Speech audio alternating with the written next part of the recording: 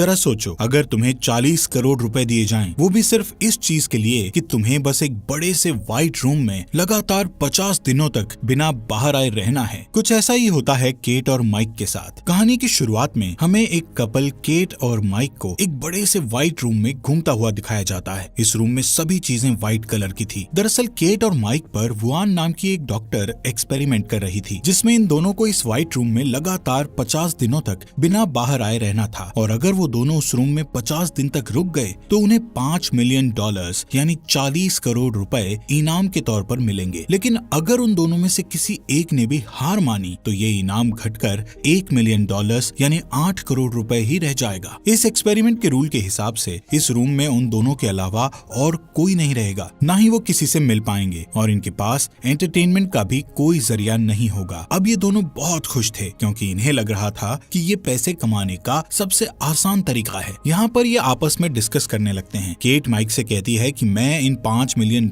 से अपने सारे सपने पूरे करूंगी। वहीं माइक इन पैसों को पार्टीज में उड़ाने का प्लान बनाता है, और केट से कहता है कि इतना पैसा आने के बाद हमें कभी भी पैसों के बारे में सोचना नहीं पड़ेगा। थोड़ी देर बाद उनको एक AI डिवाइस की आवाज आती है, जो उन्हें यहाँ के रूल्स के बारे में बताती है कि अब वो लोग एक इमैक्युलेट रूम में हैं। इस रूम में उनके पास सिर्फ एक बेड, एक बेंच और एक सिंपल सा बाथरूम था, जहाँ पर एक मॉनिटर लगा हुआ था, जिसमें इस रूम में रहने के सारे रूल्स लिखे हुए थे। जिनमें से एक रूल ये लिखा हुआ था कि एक टाइम पर एक ही इंसान बाथरूम का इस्तेमाल कर सकता है। यहाँ दीवार पर एक रेड बटन भी था, जिसको प्रेस करके उनमें से कोई भी हार मानकर यहाँ से बाहर जा सकता था। वहाँ लगे मॉनिटर पर टच करके वो लोग अपने लिए खाने पीने का सामान मंगा सकते थे, और एग्जिट डोर के ठीक ऊपर एक बड़ी सी क्लॉक लगी हुई थी, जिसमें उनके 50 दिनों का टाइमर चल रहा था। इस रूम में कैट और माइक के लिए डेली न्यूट्रिशन का एक डिजाइनर बॉक्स आता था, जिसमें उनके खाने पीने का सामान होता था। रूम की लाइट्स रात होने पर ऑटोमेटिकली ऑफ हो जाती और सुबह होने पर ऑटोमेटिक ऑन भी हो जाती थी। इस रूम में समय के साथ साथ सुबह, दोपहर, शाम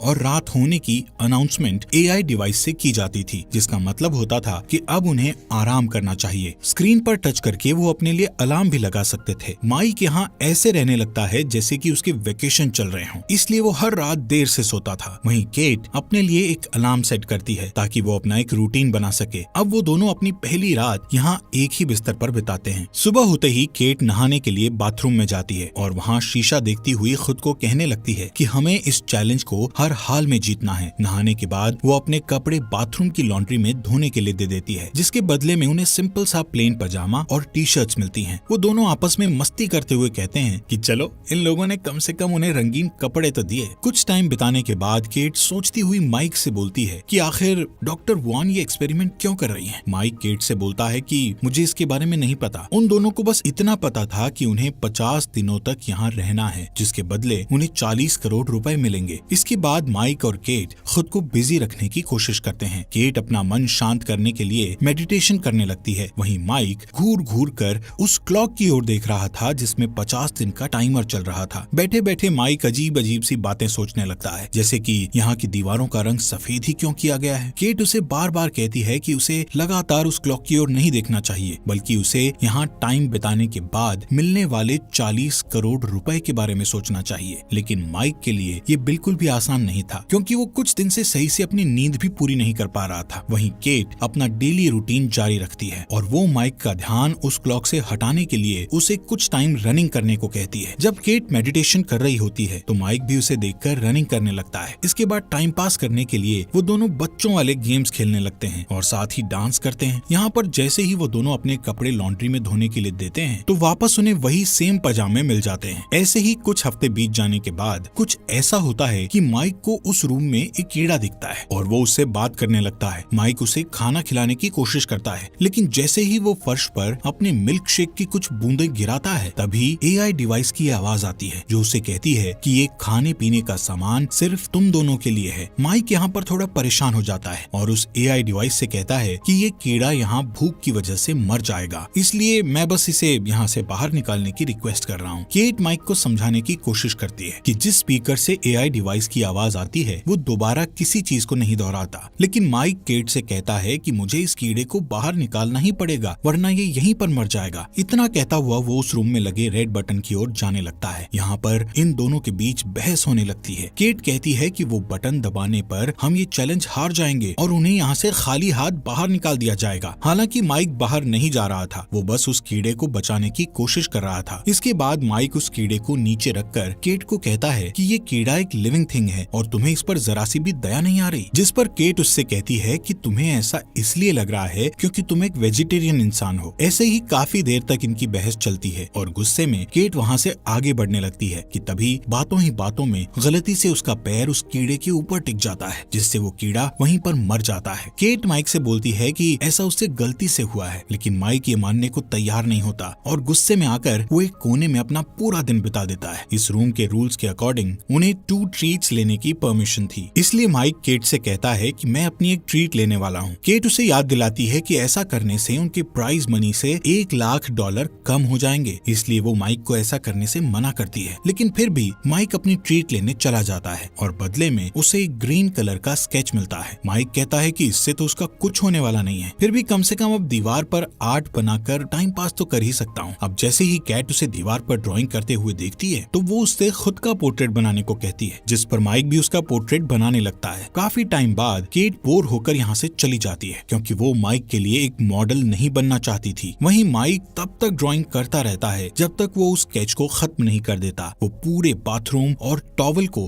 ग्रीन स्केच से पूरा भर देता है। इस वजह से केट बहुत परेशान हो जाती है और माइक से अपने पहले के रूडली बिहेवियर के लिए सॉरी बोलती है। लेकिन यहाँ पर इन दोनों के लिए एक अच्छी बात ये थी कि अब 50 में से सिर्फ 20 दिन ही और बचे थे। ऐसे ही इनके इस रूम पे दिन बीतते जाते हैं और एक सुबह अचानक केट को बाथरूम में एक गन मिलती है। ये दोनों हैरान और परेशान हो जाते हैं कि ये गन आखिर यहाँ कैसे आई। बाथरूम से वो गन उठाकर ये दोनों बेड के नीचे फेंक कर उसे छुपा देते हैं क्योंकि AI डिवाइस ने उन्हें लॉन्ड्री में कपड़ों के अलावा और कोई चीज देने से सख्त मना किया था। कुछ दिनों बाद इन्हें कुछ रिवॉर्ड मिलता है जिसमें इनको एक फैमिली और फ्रेंड्स के मैसेज दिखाए जाते हैं। माइक अपनी सिस्टर का मैसेज देखता है जो उसे बताती है कि वो कैसी है और मॉम डैड कैसे हैं। अपनी बहन को देखकर माइक बहुत खुश होता है, लेकिन जब केट को उसके डैड का वीडियो मैसेज दिखाया जाता है तो उसके डैड कहते हैं कि अब वो रोड पर नहीं बल्कि एक शेल्टर में रह रहे हैं। केट उस वीडियो को रुकवाना चाहती थी, लेकिन उसके कई बार कहने पर भी वो वीडियो नहीं रुकता। तभी वो बाथरूम की ओर जाती है और वहाँ जोर जोर से रोने लगती है। माइक उसे चुप कराने की कोशिश करता है। इसके थोड़ी देर बाद वो दोनों एक साथ लिपट कर सो जाते हैं। अब जैसे ही सुबह अलार्म बजता है तो केट बेड से नहीं उठती क्योंकि वो डिप्रेशन में चली गई थी। जब माइक उससे ना उठने की वजह पूछता है तो वो उसे बताती है कि उसने अपने डैड को कई सालों बाद देखा था और वो हमेशा माइक से झूठ बोलती रही कि उसके डैड नहीं है क्योंकि वो अपने डैड को लेकर बहुत शर्मिंदा थी। वो माइक को बताती है कि उसके डैड बहुत ज्यादा ड्रिंक करते थे और उसके स्कूल की फीस भी नहीं भरते थे। माइक केट से कहता है कि अब हमारे इस रूम में 50 दिन पूरे होने में सिर्फ 2 ही हफ्ते बचे हैं, लेकिन केट अभी भी बेड पर ही पड़ी हुई थी। माइक उसे एंटरटेन करने के लिए नए नए तरीके आजमाता है, लेकिन इससे कैट पर कोई असर नहीं होता और फिर वो खुद भी कैट के साथ बेड पर लेट जाता है, लेकिन इससे भी कैट को कोई फर्क नहीं पड़ रहा था। ये देखते हुए माइक जमीन पर जाकर लेट जाता है। नेक्स्ट डे माइक केट को उनकी बची हुई एक और ट्रीट लेने के लिए कहता है, लेकिन केट उसे ये कहकर मना कर देती है कि वो और पैसों को खोना नहीं चाहती, जिससे माइक फ्रस्ट्रेट हो जाता है क्योंकि उसे लगता है कि अब वो केट की मदद नहीं कर पाएगा। कि तभी केट बेड से उठती है और माइक से उसकी दूसरी ट्रीट मांगने के लिए कहती है, भले ही उनका $1 मिलियन का नुकसान हो जाए। तभी माइक दूसरी ट्रीट के लिए मॉनिटर पर टच करता है, जिससे उस रूम का डोर ओपन होता है और एक नेकेड लेडी रूम के अंदर आती है जिसका नाम साइमन होता है। उसको ऐसे नेकेड देखकर माइक हैरान हो जाता है। साइमन भी डॉक्टर वुआन के इस एक्सपेरिमेंट के बारे में कुछ नहीं जानती थी क्योंकि वो सिर्फ एक एक्ट्रेस थी जिसे इस काम के लिए पैसे दिए गए थे और वो पूरे महीने के लिए यहाँ बुक थी। साइमन को इस रूम में केट और माइक के साथ सिर्फ 24 घंटे ही गुजारने थे। केट माइक से कहती है कि वो अपनी टी शर्ट उतारकर साइमन को दे दे ताकि वो थोड़ा बहुत अपने आप को कवर कर सके। साइमन माइक की ड्राइंग को देखकर उसकी तारीफ करने लगती है, जिससे केट को और भी ज्यादा गुस्सा आता है। रात होने पर माइक उन दोनों लड़कियों को बेड पर सोने के लिए कहता है और खुद जमीन पर सो जाता है, जिसके बाद केट को इन दोनों की हरकतों से बहुत ज्यादा चिढ़ हो रही थी, इसलिए वो माइक को भी बेड पर सोने के लिए बुला लेती है और खुद इन दोनों के बीच में सो जाती है। यहाँ पर पूरी रात केट को चैन से नींद नहीं आती और सुबह जब वो उठती है तो वो देखती है कि साइमन बेड पर नहीं है। ये देखकर वो सोचती है कि शायद साइमन यहाँ से जा चुकी है, लेकिन दरअसल साइमन बाथरूम में थी और वहाँ वो बिना कपड़ों के नेकेड घूम रही थी। केट ये चीजें और झेल सकती थी, इसलिए वो शांत रहती है। इसके बाद वो तीनों रूम में यहाँ वहाँ डांस करना स्टार्ट कर देते हैं, एक दूसरे को किस करने लगते हैं। इससे माइक को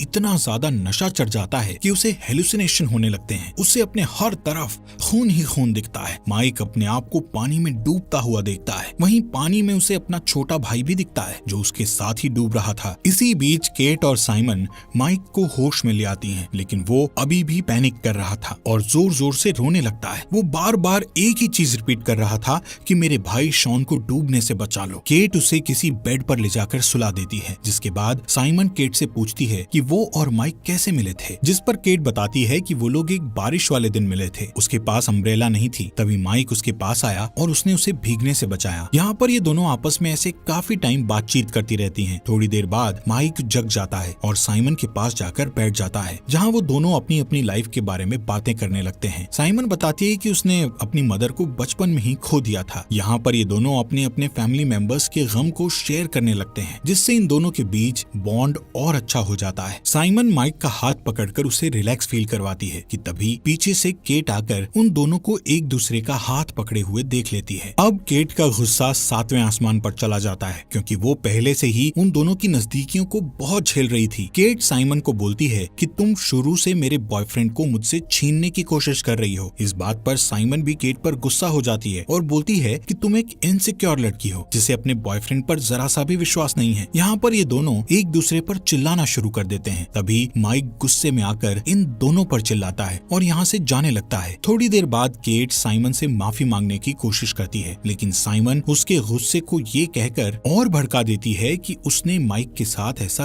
कुछ भी नहीं किया था। नेक्स्ट मॉर्निंग जब माइक उठता है तो वो कुछ ठीक फील नहीं कर रहा था। अब साइमन भी इस रूम से जा चुकी थी, लेकिन जाने से पहले उसने यहाँ माइक के लिए एक मैसेज छोड़ दिया था, जिसमें लिखा था कि पहले कभी किसी ने मुझसे इतना प्यार नहीं किया। केट ये मैसेज माइक को दिखाती है और उस पर भड़कने लगती है कि तुम मुझे चीट कर रहे हो। माइक केट को समझाता है कि जो भी साइमन ने लिखा है वो सब झूठ है। वो कहता है कि इस रूम में ये सब जानबूझकर किया जा रहा है ताकि वो दोनों आपस में लड़ें और हार मान लें। गुस्से में केट माइक को धक्का मार देती है, जिससे उसका सर दीवार से टकरा जाता है और उसके सर से खून बहने लगता है। माइक केट से दूर चला जाता है और उसे कहता है कि उसने कभी भी उसे धोखा नहीं दिया, तब भी नहीं जब वो न्यूयॉर्क चली गई थी। वो हमेशा चाहता था कि केट कभी भी अनकंफर्टेबल फील ना करे, इसलिए उसने अपने कई सारे दोस्तों से मिलना छोड़ दिया। उसने अपने कॉलेज की पढ़ाई भी पूरी नहीं की ताकि वो केट के साथ घर पर रह सके। जब वो डिप्रेस थी तब भी वो उसके साथ था, और इन सब के बदले में उसे क्या मिला? बस उसका शक और नफरत। यहाँ पर केट माइक से माफी मांगती है कि मुझसे गुस्से में ऐसा हो गया। तभी माइक को बहुत अजीब सा फील होने लगता है। वो कहता है कि उसे डॉक्टर की जरूरत है। केट जल्दी से उसके लिए मिल्क शेक लाती है और एक टॉवल से उसके सर की चोट को कवर करती है, जिसके बाद वो माइक को कहती है कि उनके इस रूम के कॉन्ट्रैक्ट में मेडिकल रिसोर्सेज के बारे में नहीं लिखा। माइक ये सुनकर बिल्कुल भी विश्वास नहीं कर पाता कि वो केट से क्या सुन रहा है। वो केट से पूछता है कि क्या सच में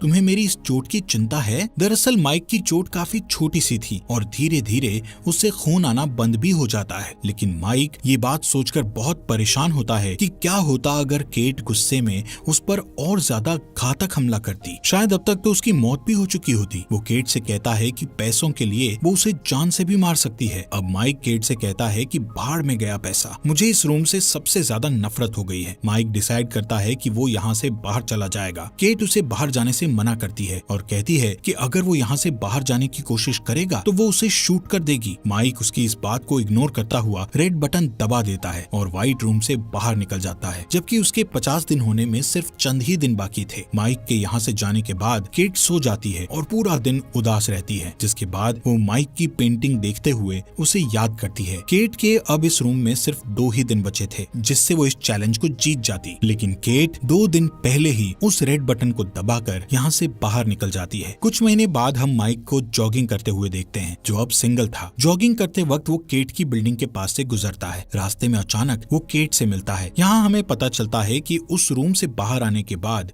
कई महीनों तक ये दोनों एक दूसरे से मिले भी नहीं थे। इसके बाद ये दोनों यहाँ से साथ मिलकर डिनर पर जाते हैं। रास्ते में माइक केट से पूछता है कि क्या उसने उस रूम का रेड बटन दबा दिया था। केट इसका जवाब नहीं देती, लेकिन वो जो कुछ भी हुआ उसके लिए माइक से माफी मांगती है। जब वो दोनों यहाँ से चले जाते हैं तब कैमरा एक बिल्डिंग पर फोकस करता है, जिस पर ये साफ साफ लिखा था कि इस बिल्डिंग का निर्माण एक बहुत बड़े डोनेशन से हो पाया है, जिसके डोनर ने अपना नाम नहीं बताया। मूवी के एंडिंग में हम देखते हैं कि उसी रूम में एक नया कपल इस चैलेंज को एक्सेप्ट कर लेता है और ये ये मूवी यहीं पर खत्म हो जाती है। दोस्तों, आपका तहे दिल से शुक्रिया हमारे फॉक्स एक्सप्लेनर हिंदी चैनल को सब्सक्राइब करने के लिए।